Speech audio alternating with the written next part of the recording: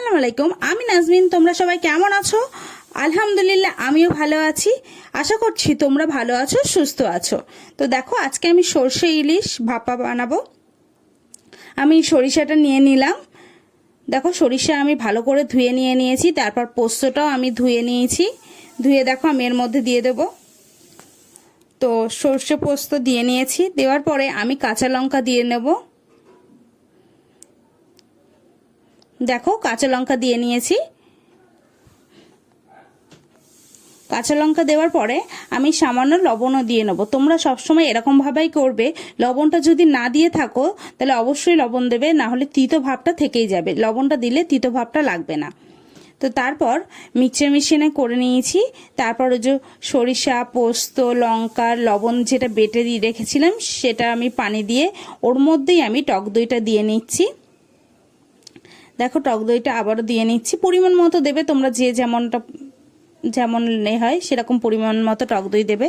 তো আমার মিক্সচার মেশিনে তেমন একটা বাটা হয়নি, আর এবং আমি পছন্দ হয়নি বলে আবারও শিলবাটায় বেটে নিচ্ছি ভালোভাবে। দেখো, আমি বেটে নিয়েছি। বেটে নিয়ে এবার আমি চলে এসেছি এখানে। এসে এবার যে টক দই আর ওই যে সরিষাগুলো সব দিয়েছিলাম সেগুলো আমি ভালো করে মিক্সড করে নেব। দেখো, মিশিয়ে নিচ্ছি আমি ভালো করে। একদম টক দই যেন একদম পুরোটা যেন মিক্সড হয়ে যায়। তারপর আমি কাঁচা লঙ্কা দিয়ে দিচ্ছি। কাঁচা লঙ্কা আমি দিয়ে দিয়েছি। দিয়ে এটা ভালো করে দেখো মিশিয়ে নিয়েছি। তো মিশিয়ে নেওয়ার পরে গুঁড়ো লঙ্কা দিয়ে দিচ্ছি যাতে একটু ঝাল ঝাল ব্যাপারটা আসে। ওই জন্য অল্প সামান্য গুঁড়ো লঙ্কা দিয়েছি। গুঁড়ো লঙ্কা দিয়েছি। দেখো, কারোর ইচ্ছে হলে গুঁড়ো লঙ্কা দেবে না, কোনো ব্যাপার না। ও গুঁড়ো লঙ্কা যে দিতেই হবে এর কোনো ব্যাপার নেই। তো আমি গুঁড়ো লঙ্কা আমাদের পছন্দের জন্য যে আমরা গুঁড়ো লঙ্কা দিয়েছি, আর অল্প একটু হলুদ দিয়েছি এটা কালার করার জন্য। একেবারে সাদা ফিকফিকে, ওই জন্য কালার করার জন্য একটু হলুদ দিয়েছি। যার পছন্দ না সে হলুদ দেবে না, স্কিপ করে দেবে। তারপর আমি সরিষার তেল দিয়ে দিচ্ছি বেশি করে। দেখো, সরিষার তেল দিয়ে দিচ্ছি। তো সরিষার তেল দিয়ে আমি আবারও এটা মিশিয়ে নেব। সরিষার তেল দেওয়ার পরে লবণ নিজের স্বাদ অনুযায়ী লবণ দিয়ে নেবে। তো আমি লবণ দিয়ে নিলাম। দিয়ে আবারও মিশিয়ে নিলাম। নিয়ে এবার ইলিশ মাছগুলোয় দেখো আমি হলুদ দিয়ে নেব। ইলিশ মাছে হলুদ দিয়ে নিয়েছি। হলুদ দেওয়া হয়ে গেছে। হয়ে যাওয়ার পরে লবণ দিয়ে নিচ্ছি। দেখো, লবণ দিয়ে নিয়েছি। দিয়ে এবার মিশিয়ে নেব, মাছে হলুদ লবণ যাতে মিশে যায়। তারপর আমি মাছগুলো এক এক করে দিয়ে দেব। দেখো, এইভাবেই সবগুলো মাছ দিয়ে নিচ্ছে। তো মাছগুলো এইভাবেই সবগুলোর মধ্যে দিয়ে নেব। আর ইলিশ ভাপাটা আমাদের বাড়ির সবাই পছন্দ করে। দেখো, কালারটা বেশ ভালো এসছে না? তারপর একটা হাঁড়ি গ্যাসের ওপর বসিয়ে নেব এরকমভাবে। দিয়ে এটা বসিয়ে দিতে হবে।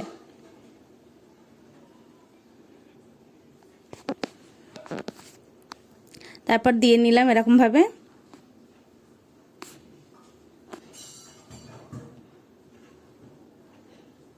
তো এইভাবে দেওয়ার পরে তারপর ওর টিফিন বক্সের ঢাকনাটা আটকে দেব। দিয়ে এটা বন্ধ করে দিয়ে তারপর গ্যাসটা চালিয়ে দেব। তারপর বেশ কিছুক্ষণ পরে হয়ে গেছে। হয়ে গিয়ে দেখো এরকম তেল উঠে যাওয়া মানে একদম সরিষা ভাপাটা হয়ে গেল। দেখো, কালারটা কতটা সুন্দর হয়েছে আর তেলটা কতটা উঠেছে। ক্যামেরায় ভালো, তোমরা ভিডিও ভালো করে বুঝতে পারছো কি আমি জানি না, কিন্তু সামনাসামনি খুবই ভালো হয়েছিল। কালারটা খুবই ভালো এসেছিল।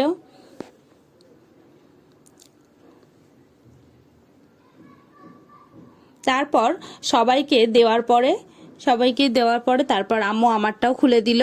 তো তারপর আমি এটা নিয়ে চলে আসলাম। আজকে দুপুরে লাঞ্চে ছিল ভেন্ডি ভাজা আর ইলিশ মাছের ভাপা। দেখো, ভেন্ডি ভাজা আর ইলিশ মাছের ভাপা। তো এইটা দিয়েই দুপুরের লাঞ্চটা করে নেব আমরা সবাই। দেখতে কিন্তু অনেক ইয়াম্মি হয়েছে। তো এবার দুপুরবেলা খাওয়া দাওয়া করব। তো আমার কিন্তু খুবই ভালো লাগে। তো এইভাবেই দুপুরের লাঞ্চটা শুরু করব। ভেন্ডি ভাজা দিয়ে খেলাম প্রথমে। ভেন্ডি ভাজাটা বেশ ঝালঝাল হয়েছিল। এইভাবেই দুপুরবেলা খাওয়া দাওয়া করে নিচ্ছি। দুপুরবেলা লাঞ্চটা করে নিচ্ছি এইভাবেই। আর আজকে দুপুরের লাঞ্চটা একদম জমে উঠেছিল, ইলিশ মাছ। তো এইভাবে খাওয়া দাওয়া করে নিলাম ভেন্ডি ভাজা দিয়ে। আর ইলিশ ভাপা দিয়ে এবার খেয়ে দেখছি, সরিষা ইলিশ। তো ইলিশ ভাপা দিয়ে খাওয়া শুরু করলাম। দেখো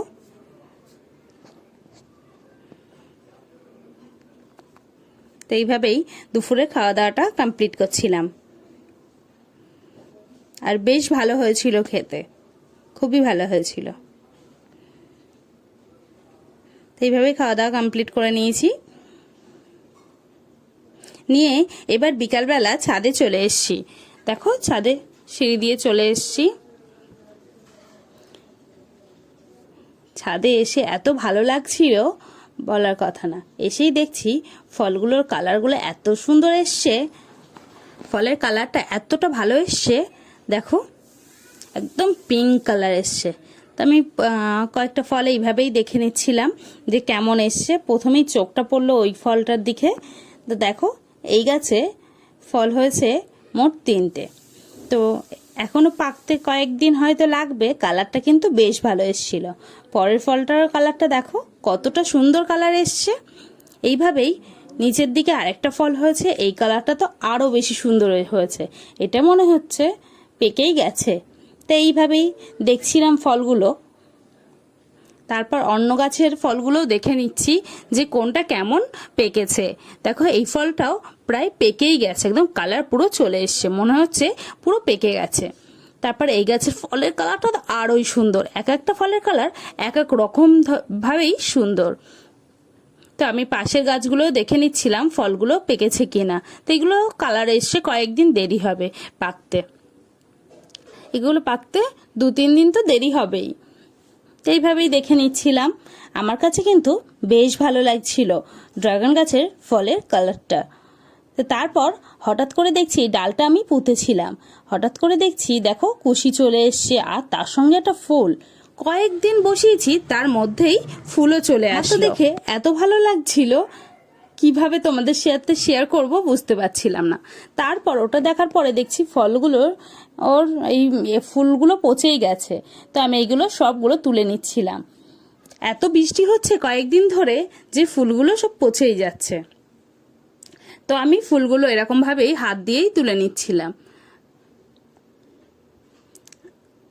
হাত দিচ্ছিলাম আর টুকটুক করে খুলে আসছিল, এত পরিমাণে পচে গেছিল। তো আমি এইভাবে প্রতিটা ফলের মুখ থেকে ফুলগুলো নিয়ে নিচ্ছিলাম। এইগুলো যদি রেখে দিতাম হয়তো ফলটা পচে যেতে পারত। ওই জন্য আমি সবটা এক জায়গায় রেখে তারপর তুলে নিচ্ছি। দেখো এই ফলটাও কেমন পচে গেছে ফুলগুলো। তা আমি সবগুলোই নিয়ে নিচ্ছি।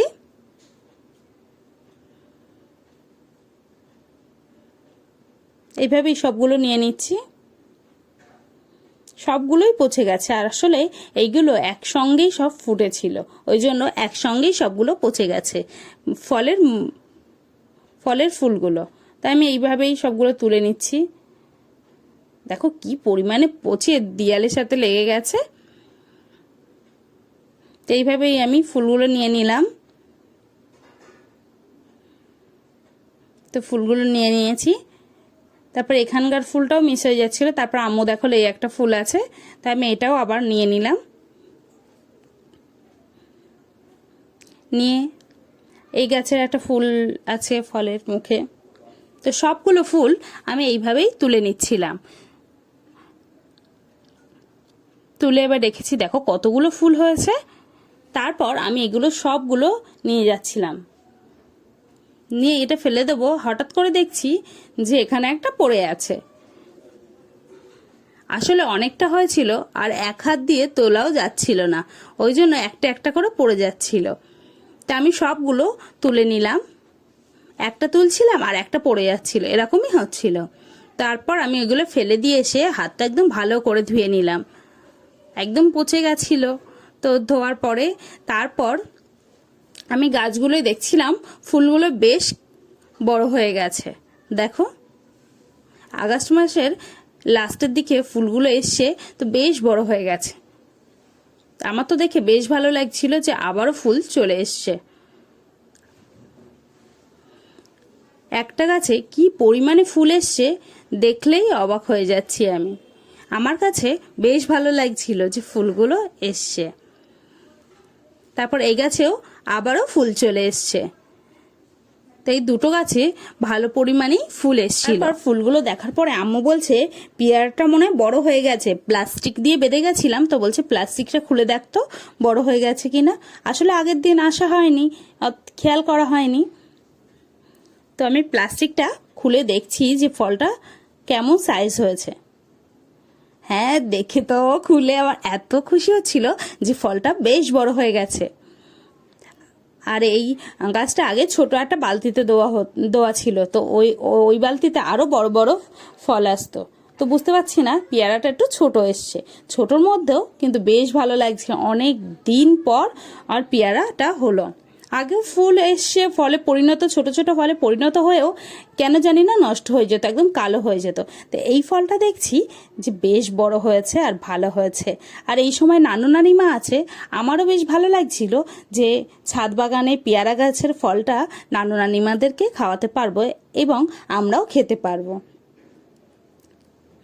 তো ফলটা দেখো কত সুন্দর সাদা হয়ে গেছিল, এত ভালো লাগছিল আমার কাছে বলার কথা না।